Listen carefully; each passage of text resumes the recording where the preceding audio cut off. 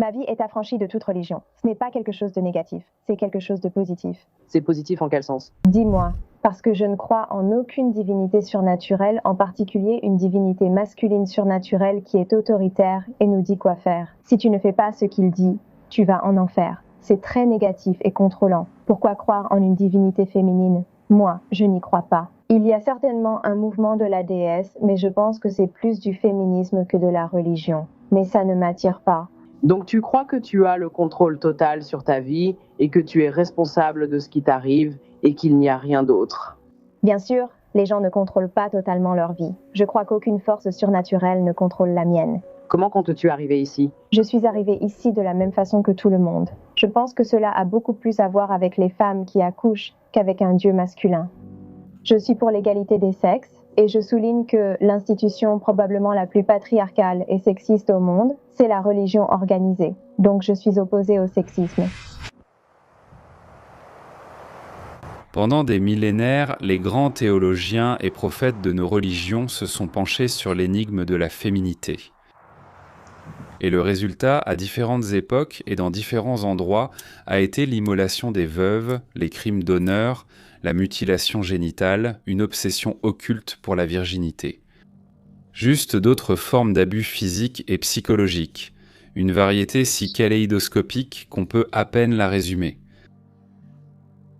Je suis désormais sûr que nombre de ces mots sexistes sont antérieurs à la religion et liés à notre biologie.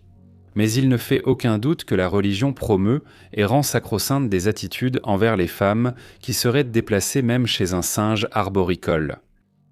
Or, alors que l'homme a été créé à l'image de Dieu, la femme a été créée à l'image de l'homme selon le judaïsme, le christianisme et l'islam. Son humanité donc est dérivée, elle est factice. L'Ancien Testament évalue la vie d'une femme entre la moitié et les 2/3 de celle d'un homme.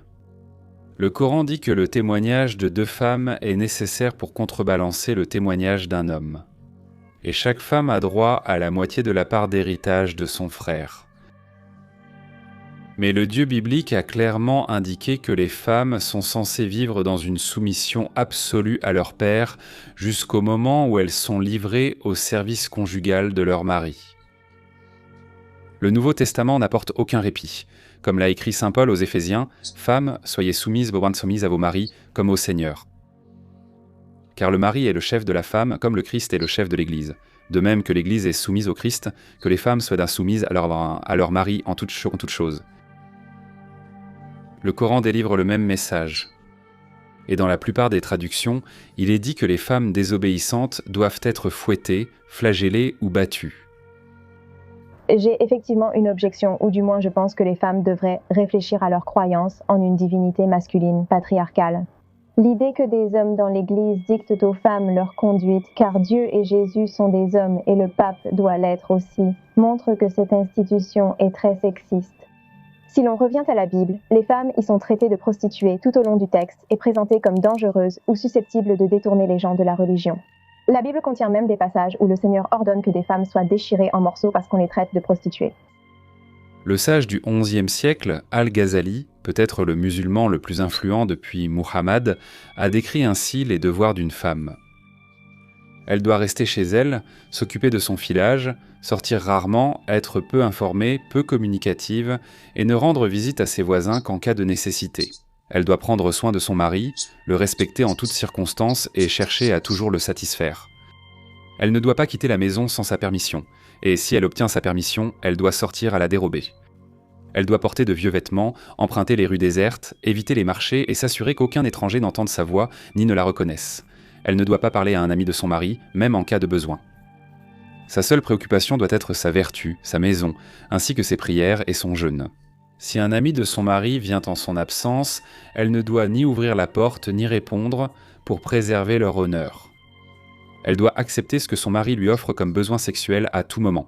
Elle doit être propre et prête à satisfaire les besoins sexuels de son mari à tout moment. Rappelez-vous maintenant la vie heureuse des femmes en Afghanistan sous les talibans.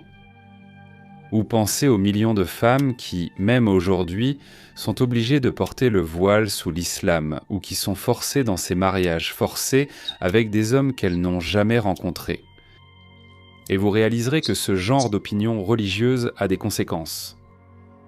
L'effet global de la religion, en particulier dans la tradition abrahamique, a été de diaboliser la sexualité féminine et de présenter les femmes comme moralement et intellectuellement inférieures aux hommes. On imagine que chaque femme détient l'honneur des hommes de sa vie en otage et qu'elle risque de le ternir d'un simple regard ou de le détruire complètement par une indiscrétion sexuelle. Dans ce contexte, le viol est en réalité un crime qu'un homme commet contre un autre homme.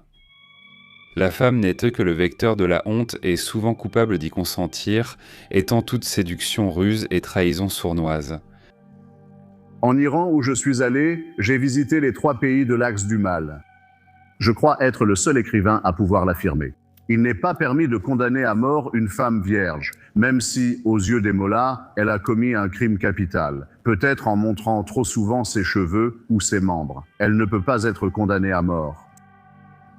Mais la loi religieuse permet qu'elle soit violée par les gardiens de la Révolution, et ainsi elle n'est plus vierge. Ensuite, ils peuvent la tuer.